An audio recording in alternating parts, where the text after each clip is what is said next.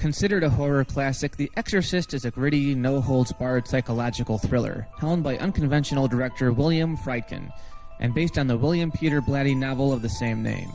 I say unconventional because Friedkin had an unusual means of getting emotions from his cast, such as smacking them around. One example would be the scene where Father Dyer reads his last rites to Father Karras.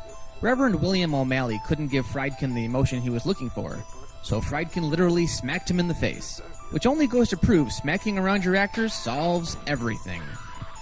Now, believe it or not, I think this is a halfway decent movie. Halfway decent.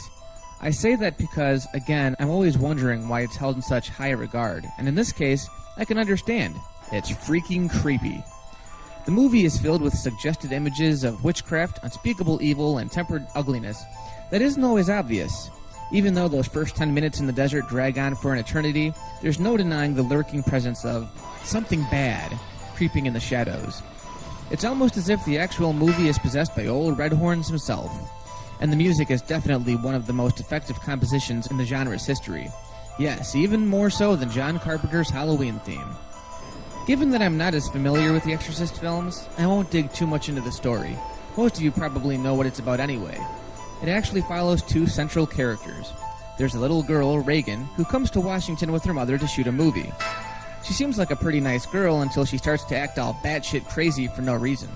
Her mother takes her to the doctor's where he reveals her changing behavior before we, the audience, witness it firsthand. Well, give me an example. What did, like what? Specifically, what did she say? Well, specifically, Mrs. McNeil, she advised me to keep my fingers away from her. Goddamn cunt.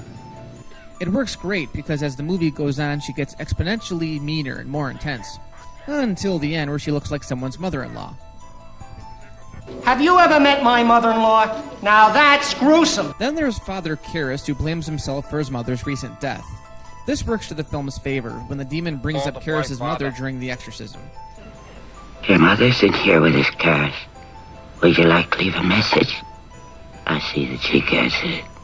Karras is probably the most interesting normal character in the movie, and for me personally, I feel more badly for him than I do for the girl. Of course, the film wouldn't have worked so well if they hadn't chosen a top-notch child actor, Linda Blair.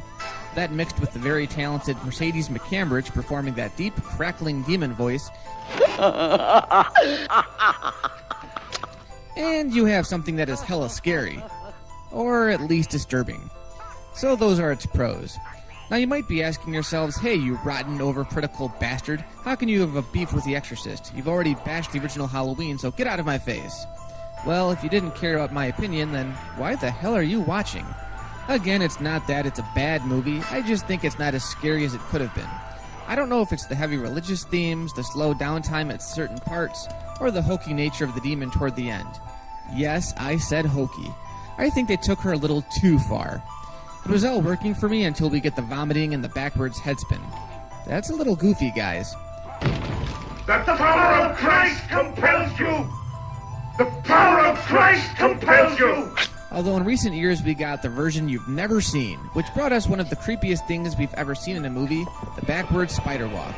If that doesn't have you waking up in the middle of the night screaming like a little girl, I don't know what will. And as much as I like the Kinderman character, his scenes don't seem to gel well with the rest of the movie.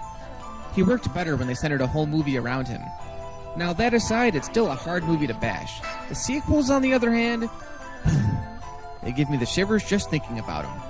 As a horror movie, the original has some depth, and it definitely leaves a haunting impression.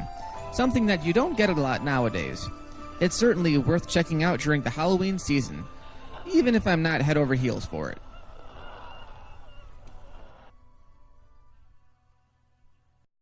God, the Holy Spirit commands you. The mystery of the cross commands you. The blood of the martyrs commands you.